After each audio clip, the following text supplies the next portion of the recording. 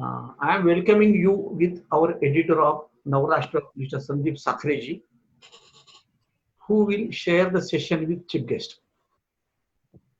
Today, we have invited highly professional, visionary, and born teacher having experience of over 33 years in serving holy sector of education. She has received a prestigious global award in 2019 as Duncan Fraser Award, which is a global award. Welcome to Dr. Mrs. Sushma Kulkarni Madam.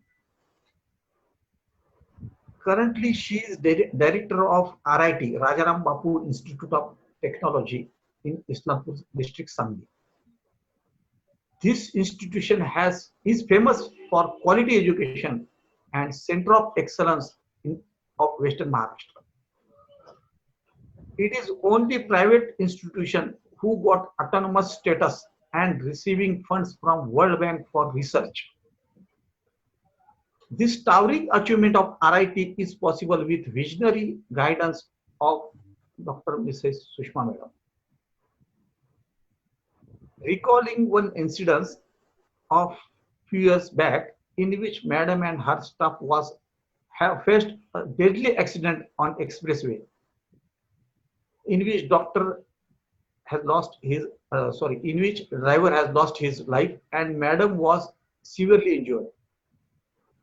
But her will of fighting any adverse situation and trust of RIT management, she recovered with too many major operations and reborn with mission of serving and elevating for making RIT of global standard. For submission of 65 research papers and registration of 2 patents, she is continuously dedicating her life towards research.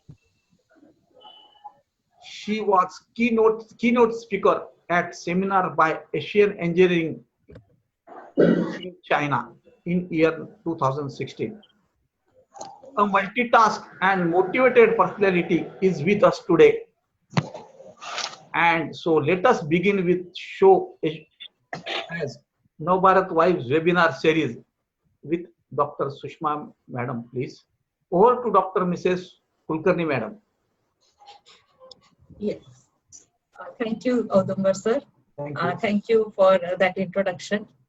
And I must also thank Navbharat Times for giving me this opportunity to share my thoughts on future of education.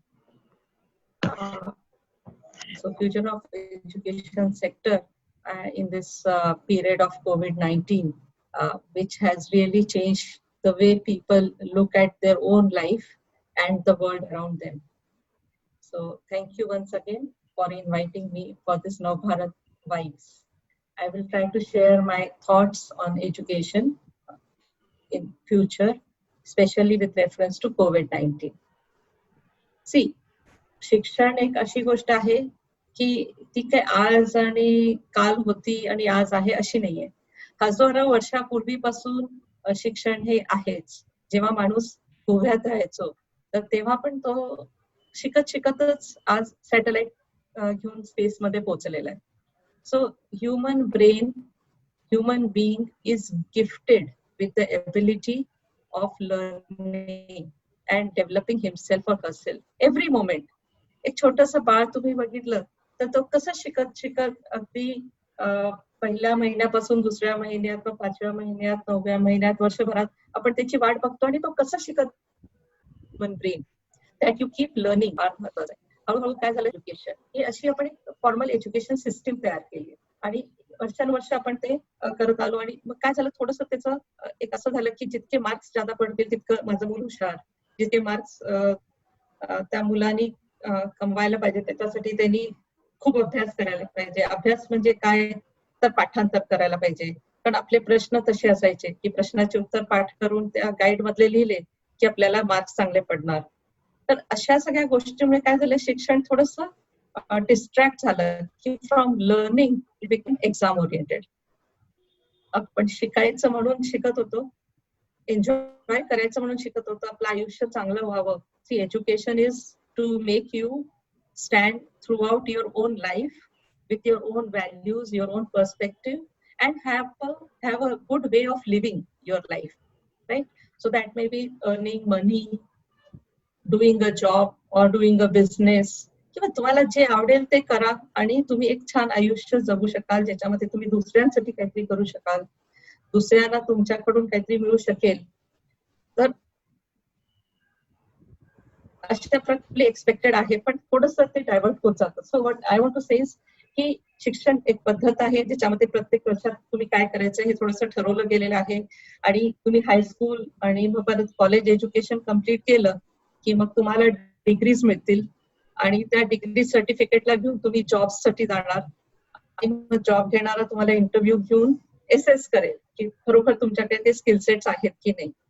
आणि मग तिथं तर मी कॉलेजमध्ये director असल्यामुळे what I C is की मग जेव्हा human resource managers येतात, HR मॅनेजर्स, त्यांचं मग बरंच म्हणणं असतं की तुमची मुलं हे करू शकत नाही, ते करू शकत नाही, किंवा त्यांना हे शिकवा, त्यांना ते शिकवा, त्यांचे लॉजिकल स्किल्स चांगले पाहिजे, त्यांचे रिअल लाईफ ऍप्लिकेशन स्किल्स चांगले पाहिजे, they should have problem solving ability. तर थोडक्यात काय की ह्या सगळ्या एबिलिटीज आपण डेव्हलप करत मुलांना घडवतो. आणि स्पेशली आमच्याकडे जेव्हा मुलं 12वी करून येतात, तर 12वी नंतरचा जो रॉ मटेरियल आहे त्याला आम्ही 4 वर्षात प्रोसेसिंग करतो. आमच्या इंजिनिअरिंगच्या भाषेत, कारण मी थोडंसं रेफरन्स इंजिनिअरिंग एज्युकेशनचं जास्त घेईन, तर आम्ही त्या 4 वर्षात त्यांना प्रोसेस करतो.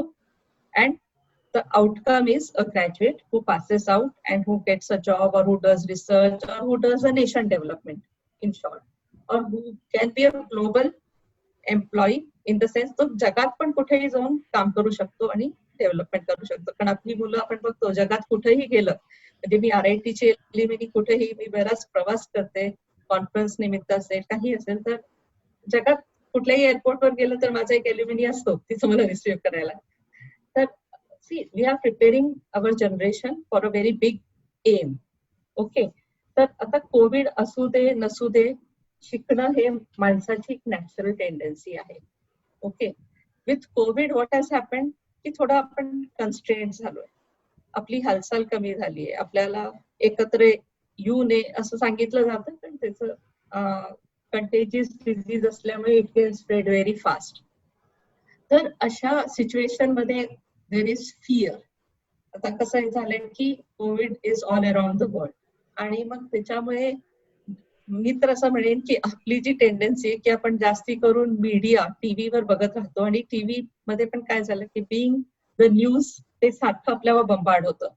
तर if you see India is doing very well, प्रत्येक प्लॅटफॉर्मवर बोललं जातं की India is really doing well, because आपली जी 135 कोटी प्लस पॉप्युलेशन आहे त्या प्रपोर्शन मध्ये आपले जे 2.5 लाख आता 3 लाख पर्यंत जे पेशंट्स दिसतात, तर that is very small percentage, अगदी मायक्रो पर्सेंटेज आहे. जर अनालिसिस केलं तर as a engineer, data analytics वाले म्हणतील की एवढे लोक तर इनफॅक्ट ऍक्सिडेंट्स मध्ये जातात किंवा कुठल्याही वेगवेगळ्या आजारांमध्ये एवढे लोक मरू शकतात.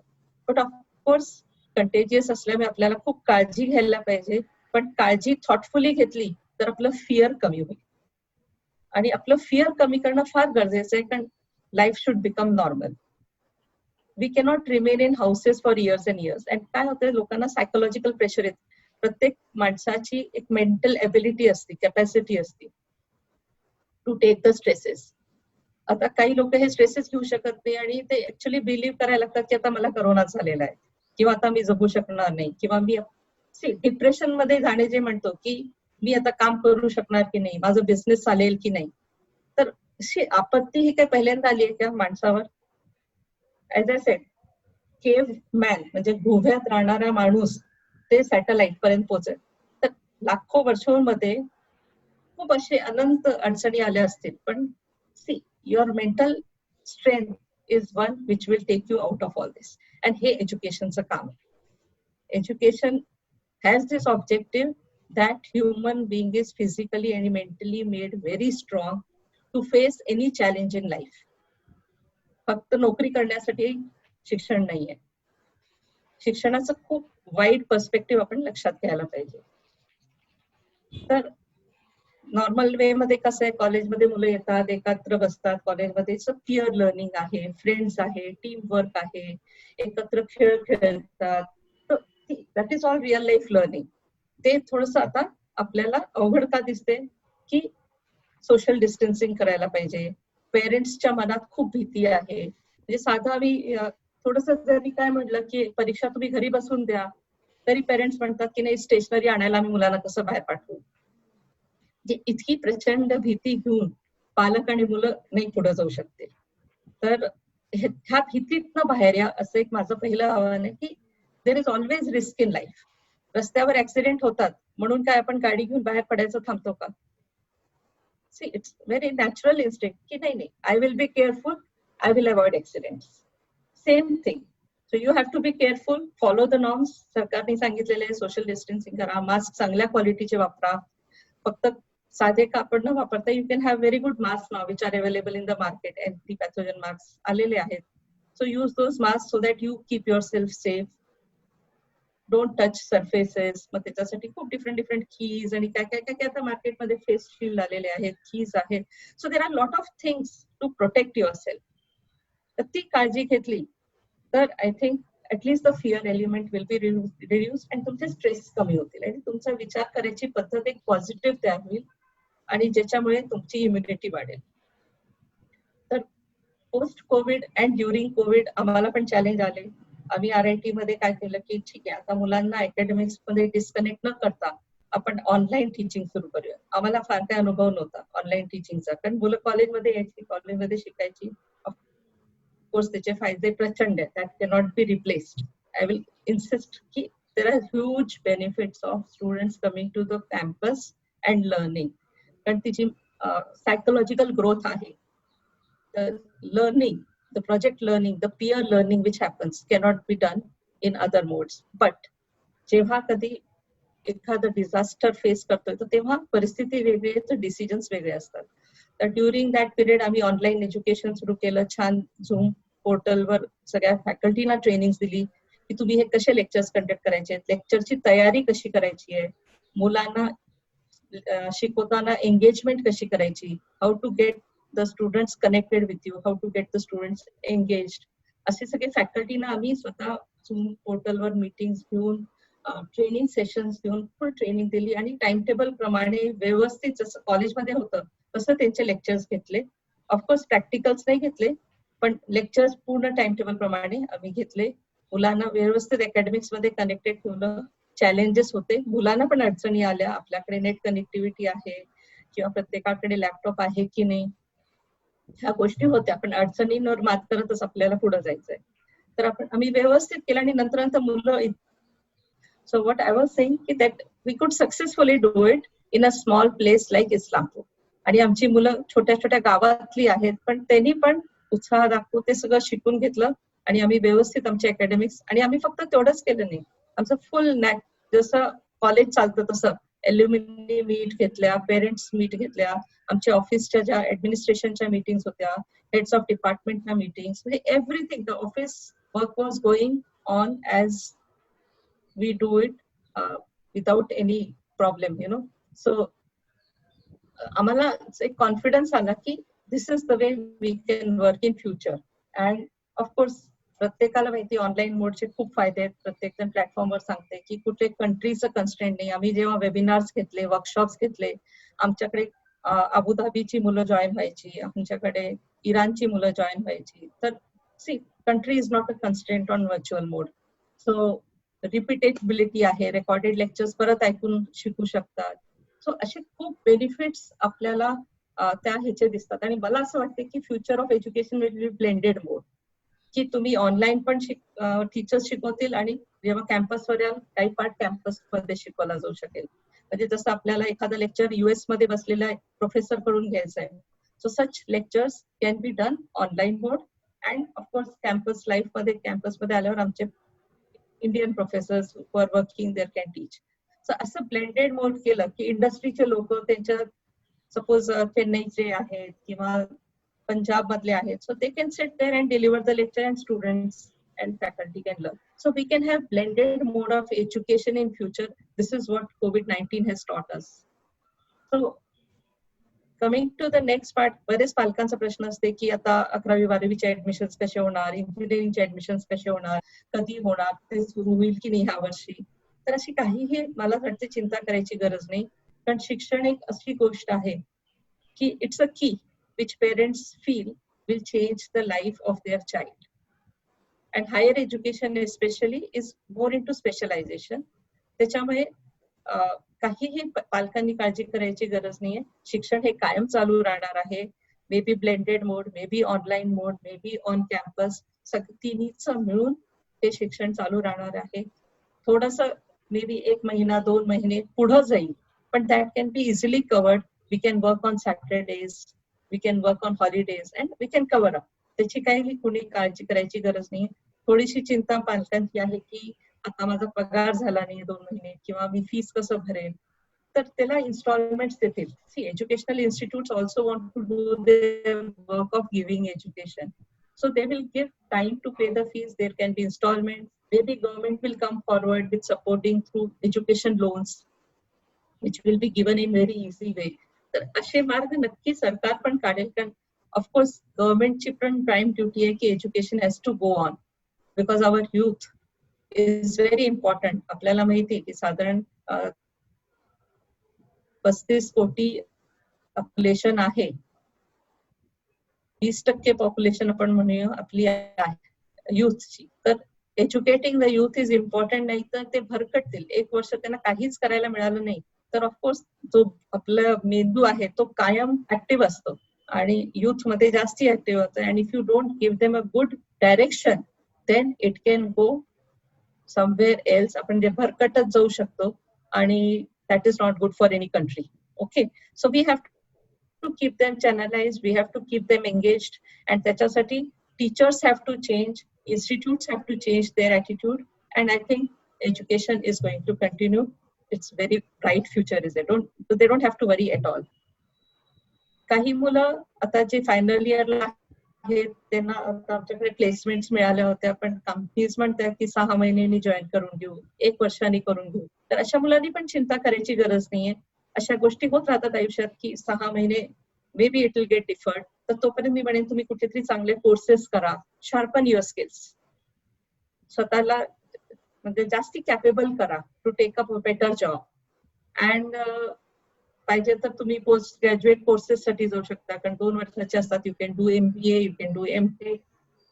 If you do all this will help you in your future life, because education doesn't go waste. It is going to help you in some way or the other in your future.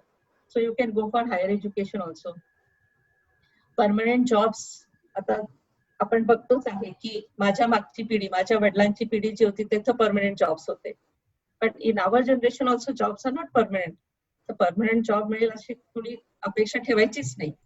आणि जसे जसे जॉबचे skill sets बदलत जातील, आपण म्हणतो industry revolution 4 has come in, त्याच्यामुळे skill sets पण खूप वेगवेगळे लागणार आहे. तसे स्किल सेट्स तुम्ही डेव्हलप करून you can go for jobs. Jobs will be naturally there. As you know, India is now more acceptable country in the world. So major player hota China. So China has now a lot of enemies, but then India is still acceptable all around the world, and so global business will be always there for India, and that will create a lot of job opportunities. Only thing is we should have patience, we should have optimistic outlook towards life, and sharpen your skill sets. That will surely help you in future to stabilize. दुसरी गोष्ट आहे think of entrepreneurship and business. कारण ह्या डिझास्टरमुळे खूप businesses वेगवेगळे नवीन मार्केटमध्ये आले. So startup India, make in India आणि आपलं पॅकेज पण इंडियन गव्हर्नमेंटने दिलेलं आहे. जे आत्मनिर्भर भारतसाठी पॅकेज प्राईम मिनिस्टरने डिक्लेअर केलं. So that also is going to boost lot of industries and the industry sector.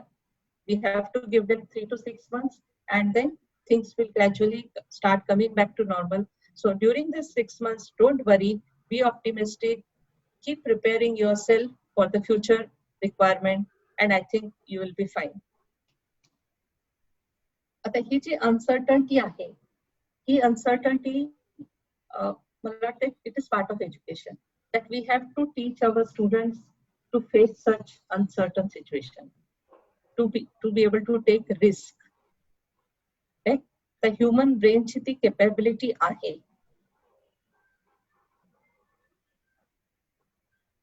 That's it. आपण स्वतःला एक प्रोग्राम करायचंय सारखं की okay I am going to come out if I am strong enough, so let me do something. फक्त काळजी करत बसण्यापेक्षा स्टार्ट डुईंग समथिंग. कितीतरी कंपनीज आता मला फोन करतात आणि म्हणतात आम्ही कोर्सेरा सारख्या कंपनीज ज्या प्रत्येक कोर्ससाठी डॉलर्स मध्ये फीज घ्यायचे $100 अँड सो, त्यांनी आता सगळे ओपन केलेले आहेत, फ्री ऍक्सेस कोर्सेस केलेले आहेत. So the students can take up those courses, faculty can take up those courses, and of course prepare yourself for the next thing which is coming. Okay, then काही जण असं पण म्हणतात की madam आम्हाला आता अमेरिकामध्ये ऍडमिशन मिळालेली आहे, अमुक युनिव्हर्सिटीमध्ये ऍडमिशन मिळाली, आम्ही काय करायचं आता, व्हिसा मिळेल की नाही. तर त्या युनिव्हर्सिटीचे पण त्यांना पत्र आले की you can opt to either choose to learn from home or take admission in the next semester starting from January. Okay, तर आता अशा ह्याच्यात again uncertainty, risk, parents may take a decision की नाही, I don't want to send my child. So Indian institutes have to gear up for this opportunity. Lot of parents will want to take admission in Indian universities and go for higher education over here. So Indian institutes or universities should provide that research culture to the students. They have to provide them the opportunity to do consultancy. They have to provide them opportunity for entrepreneurship development. जे make in India, startup India आहे, ह्या गोष्टींसाठी आपण किती promote करू शकतोय. And as I said की world is the market place for India, so think in a big way. तुम्ही सगळ्यांनी ऐकलं असेल पुस्तक होमो सेपियन्स, होमो डेअर्स, हे पुस्तक लिहिणारा जे आहेत युval नोआ हरारी. तर ते काय म्हणताय की फ्युचर जे आहे, future it's all about how mankind has evolved, and now with artificial intelligence, machine learning, हे तर आपण शब्द ऐकतो, त्याच्यामध्ये एडिशन कशाचं होणार आहे तर बायोटेक्नॉलॉजीचं होणार आहे. सो बायोटेक्नॉलॉजी, AI आणि ML असं मिळून आपलं जे ह्युमन बिईंग असतं, human being is what, human being is made up of emotions, thought process and a typical behaviour which can be mapped bye artificial intelligence और मशीन लर्निंग. तर असे आपण टेक्नॉलॉजी यूज करून प्लॅटफॉर्म्स तयार करू शकतो जे मे बी एक डॉक्टरचं काम करू शकेल, एक लॉयरचं काम करू शकेल, because it is having emotions also. The biotechnology, AI आणि ML, this will all come and it will change our life. एक फ्युचर मध्ये प्रिडिक्टेड आहे. आणि आपण आता पण असं बघतो ना की कधी कधी AI आणि ML यूज करून, जसं मी जिओ सावन ऐकते, सकाळी फिरायला गेले की मी जिओ सावनवर गाणी ऐकत असते. तर now last 1 week 2 weeks whatever songs I heard, based on that एक फोल्डर तयार झालेलं असतं, mix for you, song mix for you. And when I click to that song mix, तर मी बघते अरे हा रोजचे एक दोन गाणी त्याच्यामध्ये असतात. So I enjoy it. So what it has done, it has captured my emotions, emotions in the form of songs, की which type of songs I love to hear. Because me ज्या टाईपचे सॉंग्स चूज करते is my emotion, is the way my heart thinks, right. So त्यांनी emotions capture केले, त्यांनी AI use केलं आणि तो एक फोल्डर तयार करून टाकला की mix of songs for you. तर ह्याचे ऑफकोर्स प्रत्येक गोष्टीची निगेटिव्ह पॉझिटिव्ह साईड असते. तर असं होऊ शकेल की फ्युचरमध्ये तुमची personal life may be it is expose to others because there are these systems around you. So education मध्ये पण असे नक्की बदल येतील की जिथं टीचरचे इमोशन्स कॅच केले जातील आणि स्टुडंट्सचे पण इमोशन्स कॅच केले जातील. आणि then you can deal with the students in a better way, isn't it? You can understand the emotions of that student, you can understand the intellectual requirement of the students, and then you can deal with the student in a much better way, and we can have a superior human being, a race of mankind which is much superior to than this one, because we are using all the other intelligence around us. We are now talking of autonomous cars, autonomous vehicles. हे सगळं आलेलं आहे आता. आपण बोलत होतो पण ते आता आलेलंच आहे, रिसर्च झाले and those things are already on the roads. In fact, RIT पण autonomous electric vehicle तयार करते. तर आम्ही आमच्या मुलांना असे ट्रेनिंग का देतो तर मुलांना एम्प्लॉयबिलिटी इम्प्रूव्ह होऊ शकेल. So education now has to move next step. की इंटरडिसिप्लिनरी एज्युकेशन असणार आहे. आपण असं नाही म्हणणार की रिअल लाईफ मध्ये प्रॉब्लेम फक्त सिव्हिल इंजिनिअरिंगचे आहेत किंवा इलेक्ट्रिकल इंजिनिअरिंगचे आहेत किंवा मेकॅनिकलचे आहेत. हे प्रॉब्लेम्स कसे असणार की सपोज मला पाणी रोज पाणी लागतं, नळ उघडलं की पाणी आलेलं असतं, right? But then how it comes from the river. So from river pumping to pipelines, elevated reservoir, and then to the house. How it comes? So it is a blend of civil engineering, पण सगळे structures civil engineering चे असतील तर jack well असेल, elevated reservoirs, pipelines, plumbing system जे घरापर्यंत नळ आलेलं असतं, आपलं overhead tank at the home. Pumping चं काम कोण करणार? The mechanical engineers will design. Electrical engineers will think of the electricity required, the power required. Computer science and IT engineers, what they have done, they have made it smart pumping system. म्हणजे water level जे आहे tank मधले, प्रत्येक tank मधलं water level sense होईल आणि automatically the motor will be switched off. म्हणजे there will be no wastage of water, right? तर असं करत we have used IoT, we use electricity, we use mechanical engineering. So in real life the problems are complex problem. They are not one. So interdisciplinary working is very important in future. तर टीचर्सनी पण जसं विचार करायला पाहिजे आणि स्टुडंट्सनी पण शिकताना करायला पाहिजे की आपण कसं एकमेकाची मदत घेऊन एक सुपिरियर प्रॉडक्ट तयार करू शकतो. देन ऑफकोर्स आणखीन एक गोष्ट जी मी सुरुवातीला पण म्हटले की human intelligence and human thinking will always remain important in education.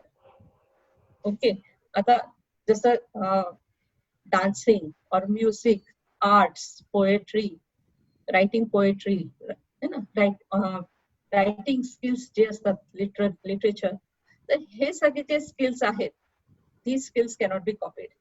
These are that individual skill sets. Okay, so these skills will remain and these skills have to be enhanced also.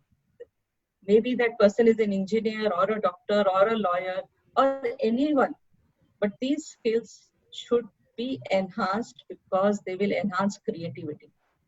Future is for creativity and innovation. That is where human brain will be required.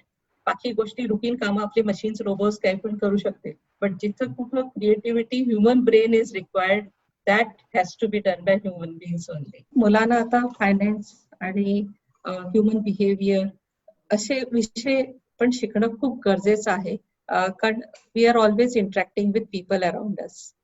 आम्ही तर RIT मध्ये courses असे पण सुरू केलेत की stress management, how to be happy, a course on happiness.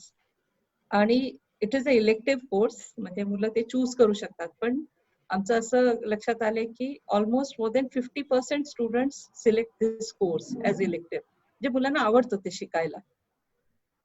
तर now I will conclude my talk here की करोना आहे, ठीक आहे, it is a disease, it is a calamity, we should all fight against it.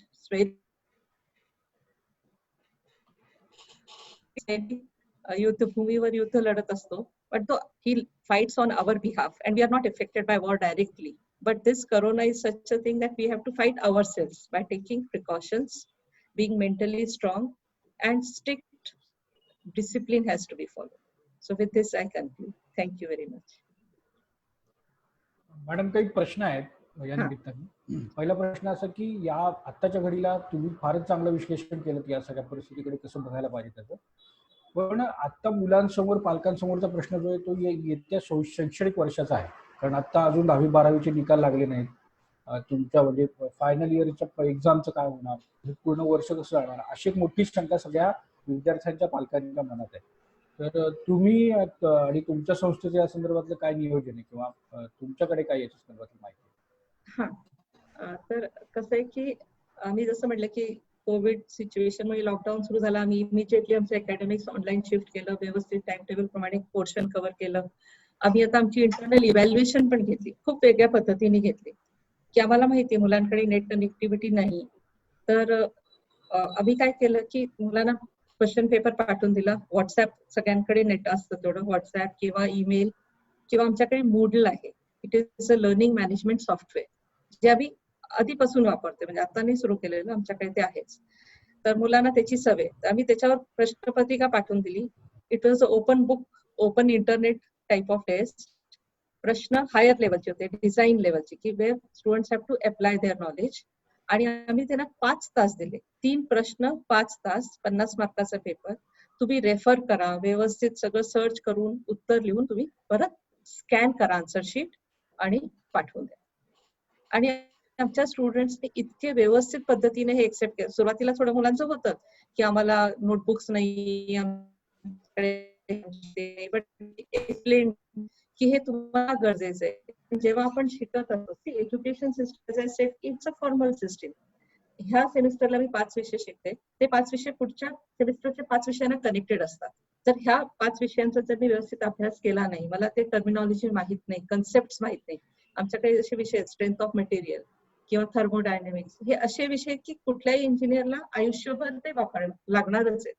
त्याचे concept जर नाही असले तर मग ते आयुष्यभर एक वीक इंजिनियर म्हणून बाहेर पडतील, त्यांच्याकडे तो कॉन्फिडन्स नसेल.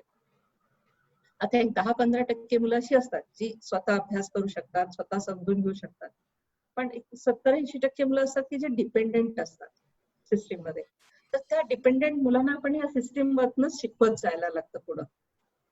तर म्हणून माझी इच्छा होती की आम्ही सगळ्यांनी HODs, आमचे डीन्स असं ठरवलं की आपण त्यांना अशी परीक्षा देऊया की ते पुस्तकं रेफर करतील, प्रश्न सोडवतील आणि स्कॅन करून पाठवतील. And we will complete the internal evaluation. आणि जसं गव्हर्नमेंटच्या गाईडलाईन्स आल्या त्याप्रमाणे आम्ही त्यांचे ग्रेडशीट तयार करू. म्हणजे आमचं पण समाधान, मुलांचं पण समाधान की त्यांनी अभ्यास केलाय, त्यांच्याकडे तो कॉन्फिडन्स आला की हा विषय मी पुढच्या विषयांना कनेक्ट करू शकेन. कारण जसं कुठलाही बिल्डिंग डिझाईन करायची असेल, मी सिव्हिल इंजिनियर आहे, तर त्या बिल्डिंग मध्ये I have to give the enforcement design. मला त्याच्यातलं कॉन्क्रीट पण समजायला पाहिजे, मला त्याचं प्लॅनिंग पण समजायला पाहिजे. तर ह्या सगळ्या विषयांचं मला नॉलेज असेल तर मी एक इंजिनियर होऊ शकतो. तर ह्यातले 5 विषय मी कोविड मध्ये अभ्यास केला नाही आणि मी असंच इंजिनियर बनलो तर कस्टमर बाहेर ऐकणार नाहीये, राईट. तर असं मी ती समजून सांगून व्यवस्थित मुलांकडनं ते करून घेतलं. प्रश्न राहिला फायनल एक्झामचा. ऑफकोर्स आमची इच्छा आहे की मुलांनी परीक्षा द्यावी, मेथड आपण शोधून काढूया, सेंटर्स आपण देता येईल, जास्ती सेंटर्स देऊन करता येईल. तर मुलांनी हे द्यावी. मे बी थोडासा डिले होईल 1-2 महिन्याचा, पण त्यांचं कॉन्फिडन्स आयुष्यभरासाठी वाढेल, हे महत्वाचं आहे. तिसरी गोष्ट जी आहे पालकांची, की आता इंजिनिअरिंगचे ऍडमिशन्स होतील की नाही, किंवा कुठलेही 12वी नंतरचे जे ऍडमिशन्स आहेत, ऑफकोर्स होणार. मी जे म्हणलं, शिक्षण ही कंटिन्युअस प्रोसेस आहे. तर थोडा डिले इकडे तिकडे होईल, पण आपल्या महाराष्ट्र सरकारने पण खूप छान ऑनलाईन ऍडमिशन प्रोसेस केलेलीच आहे, ऑलरेडी केलेली आहे. फक्त रिझल्ट लागायचं आहे. 10वी-12वीचे पेपर्सचं चेकिंग पण चालू आहे. तर एकदा रिझल्ट लागले तर ऑनलाईन ऍडमिशन होऊ शकतात. आणि जिथं ते ऍडमिशन घेतील तिथं ब्लेंडेड मोड असेल, मे बी निम्मी मुलं आज येतील. मी तर म्हणजे RIT साठी असा विचार केला की आम्ही मुलांना विचारू की कुणाकडे इन्फ्रास्ट्रक्चर आहे for virtual learning, distance learning.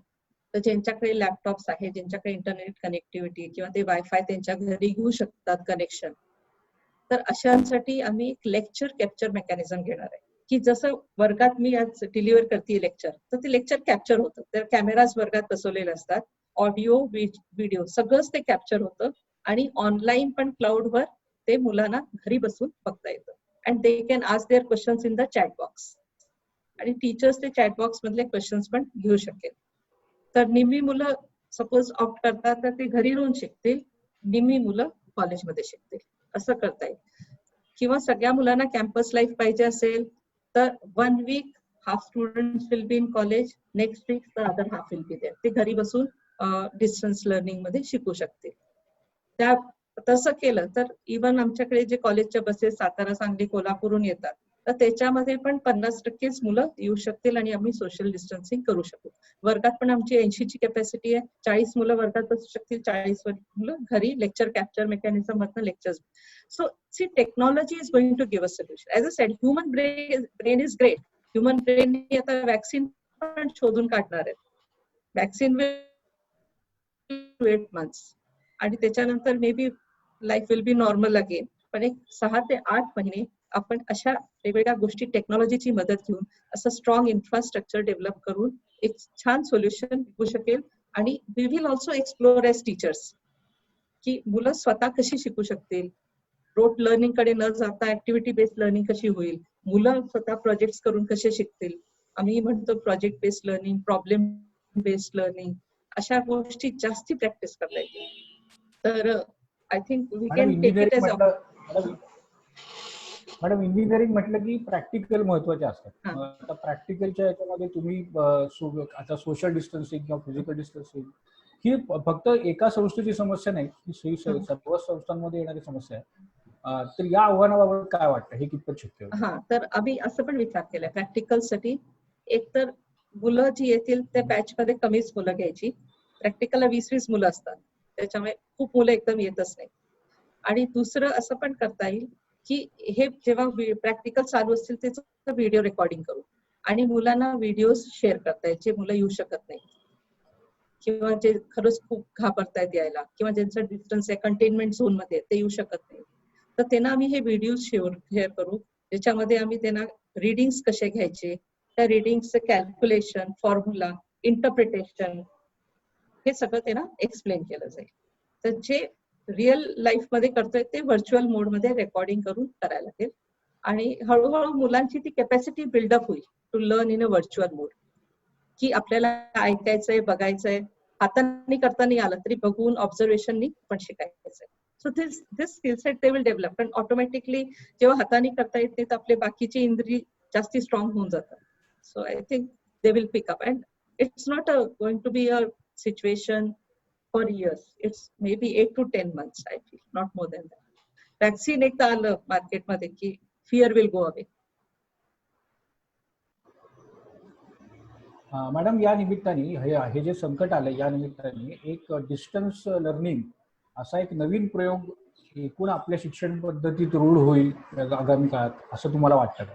कारण आता जे कॉलेज संस्था असं जे एक स्ट्रक्चर्ड आहे आणि त्याच्यामध्येच मुलांनी यावं, राहावं, तिथेच एज्युकेशन घ्यावं, या निमित्ताने तुम्ही आता गेले काही दिवस प्रयोग करताय, ऑनलाईन क्लासेसचा घेताय तुम्ही. आता मग अशी बरंच त्याच्या आता जग हे प्लॅटफॉर्म झालंय, नेटमुळे असेल किंवा एकूण सगळ्या सुविधांमुळे आहे. तर हे डिस्टन्स लर्निंग ही प्रोसिजर जी आहे ती कितपत वाढेल, तुमचा अनुभव त्यातला काय सांगतो? सी, आपल्याकडे सगळे प्रकारचे विद्यार्थी असतात. There are students who cannot afford the college fees, ते डिस्टन्स मोड मध्ये शिकू शकतात. But I will always say की कॅम्पस मध्ये येऊन मुलं जे शिकतात तिथं जे एक वेगळं गणित तयार होतं की ते स्पोर्ट्स मध्ये भाग घेतात, कॉम्पिटिशन्स मध्ये भाग घेतात, एकमेकाशी बोलतात, हॉस्टेलमध्ये राहणे. See, when they stay in hostel, they learn a lot how to live the life. की आपल्याला जेवण काय मनासारखं मिळणार नाही, we have to adjust with food, we have to adjust with the room partner. त्या रूम पार्टनरचे काहीतरी हॅबिट्स असतील त्याच्याशी पण मला ऍडजस्ट करायला शिकायचंय. मला टीम मध्ये काम करायला शिकायचं. जे बाहेर इंडस्ट्री मागतीये की टीम मध्ये काम कसं करू शकतील तुमची मुलं, तर जेव्हा ते खेळतील ग्राउंडवर तेव्हाच ते टीम मध्ये पण काम करायला शिकतील. बरोबर आहे की स्पोर्ट्समन स्पिरिट जो आहे तो कसा येणार. तर हे सगळं campus learning will always have its importance. But then आपल्याला आता एक असं छान टूल मिळालेलं की कॅम्पस लर्निंग बरोबर आपण हे ऍडिशनल घेऊ शकतो. की आज मला US मधनं माणूस इथं बोलवायचा असेल तर I can not spend 1 lakh rupees, but I can always share that professor through this platform and my students can listen to the best professor in US. तर हे एक ऍडिशनल खूप छान फॅसिलिटी आपल्याला मिळालेली. इंडस्ट्रीची माणसं त्यांना वेळ नसतो ट्रॅव्हल करायला, सो त्यांचा एक्सपोजर जर मुलांना मिळाला तर मुलं आमची खूप छान डेव्हलप होऊ शकतात. So this will be blended, म्हणून मी ब्लेंडेड म्हणते की आपल्याला दोन्हीचे बेस्ट गोष्टी घेता येतील. आणि डिस्टन्स लर्निंग नक्की आता सर्व ICMU किंवा अशा युनिव्हर्सिटीज आहेतच, पण तिथं पण ऑनलाईन लेक्चर्स होऊ शकतील. आता आमच्याकडे ICMUचं सेंटर आहे मॅनेजमेंट स्टडीजचं, त्यांचे क्लासेस शनिवार रविवार होतात.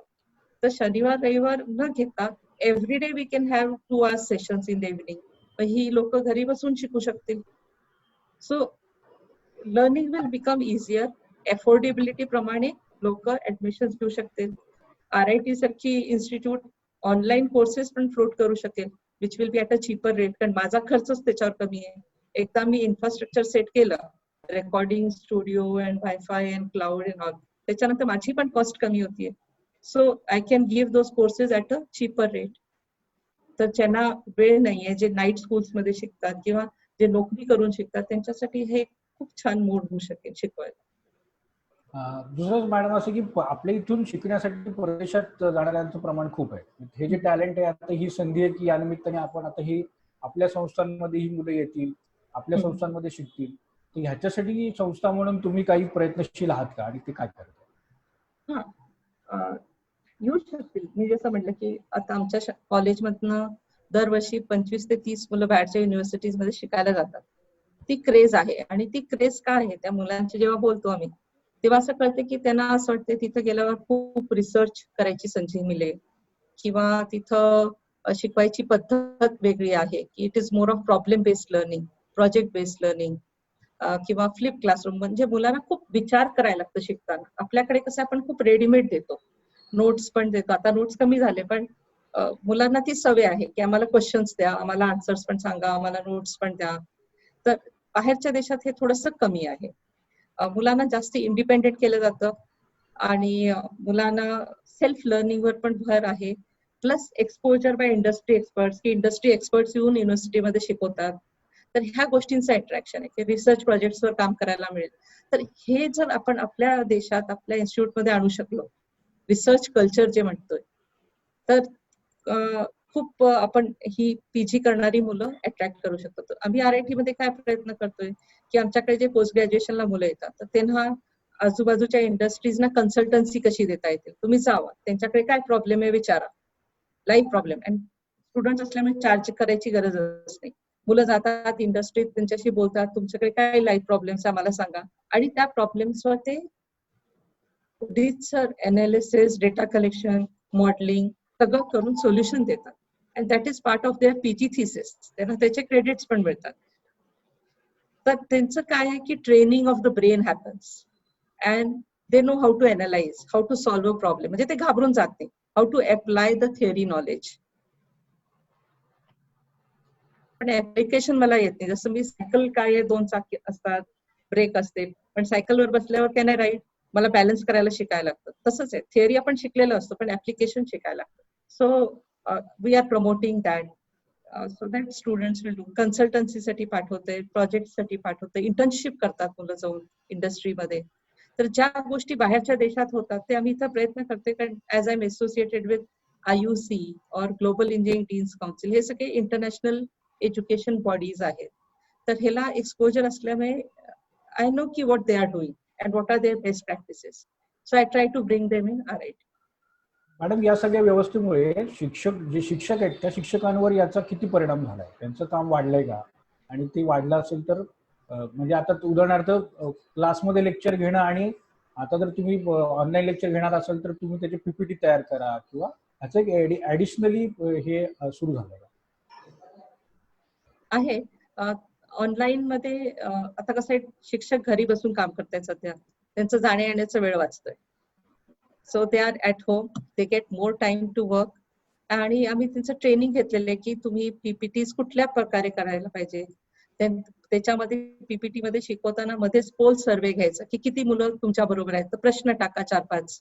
आणि मग पोलिंग, जसं आपण ते कौन बनेगा करोडपती मध्ये बघतो, तर पोलिंग असतं, तर मुलं त्या पोलिंग मध्ये भाग घेतात. तर आम्हाला कळतं की ओके, ह्या प्रश्नाचं उत्तर किती मुलांनी करेक्ट दिलंय, किती मुलांनी चुकीचं दिलंय.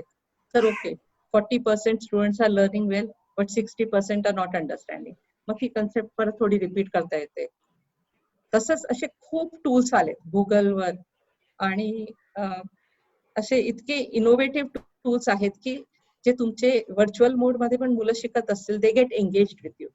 तर त्याचं सगळ्यांचं आम्ही ट्रेनिंग घेतोय. आणि लकीली फॉर मी आमचं कल्चर असं आहे की faculty is ready to learn. थोडीशी असतात ज्यांच्या मनात भीती असते, पण ऑफकोर्स ते एकमेकाचा बघून शिकायचा प्रयत्न करतात. असे 10% आहेत. पण ऑफकोर्स प्रत्येक ठिकाणी 100% रिझल्ट नसतातच. सो ते 10-15% आहेत, ते learn from others, but majority are comfortable doing because they are taking the training. Madam, शेवटचे 2 प्रश्न विचारतो फक्त. पहिला प्रश्न असा की आता परत विद्यापीठ महाविद्यालय सुरू करण्यासाठी नवीन नियमावली जारी होते. अशा वेळेला मनुष्यबळ विकास मंत्रालयाला तुम्ही काही सुचवू इच्छिता का? नव्याने जेव्हा सगळं पण सुरू करतो आहोत तर तुमचे काही सजेशन्स आहेत का? सजेशन्स हेच आहेत की तुमच्याकडे जे रिसोर्सेस आहेत कॅम्पसवर, तर त्याच्यामध्ये सगळे स्टँडर्ड ऑपरेटिंग प्रोसिजर प्रमाणे आम्ही फॉलो करणारच. थर्मल स्कॅनर्स असतील गेटवर, सॅनिटायझर्स असतील, क्लिनिनेस दिवसातनं 2-3दा, सोशल डिस्टन्सिंग, आणि असं जे माझ्या मनात आलेलं की एक आठवडा नेहमी मुलं कॉलेजमध्ये, दुसऱ्या आठवड्यात दुसरी मुलं, आणि लेक्चर कॅप्चर मेकॅनिझम करून आम्ही त्यांना घरी, ज्यांच्याकडे सोय आहे ते घरी थांबतील, बाकीचे इथं येतील. तर असे काय आहे आमच्यामध्ये, आणि आम्ही थोडी इन्फ्रास्ट्रक्चर डेव्हलप करू. आणि being engineering college, I think we should take a help of technology to do it. And I think government is trying their best. And शेवटी human life has the maximum value. Human life शी आपण खेळू शकत नाही. पण of course मला असं वाटते की आपण आपली ही भीती आता मनातनं काढून सगळे प्रिकॉशन्स घेऊन व्यवस्थित फॉलो करून सिस्टीम सुरू करावी. कारण लोकांचं कधी असते की मला काय होतंय, अशी जी लोक आहेत ती थोडीशी डेंजरस असतात. तर त्यांनी पण जर सगळं पाळलं तर I think in all we will all be comfortably out of this situation over a period. हळूहळू होईल.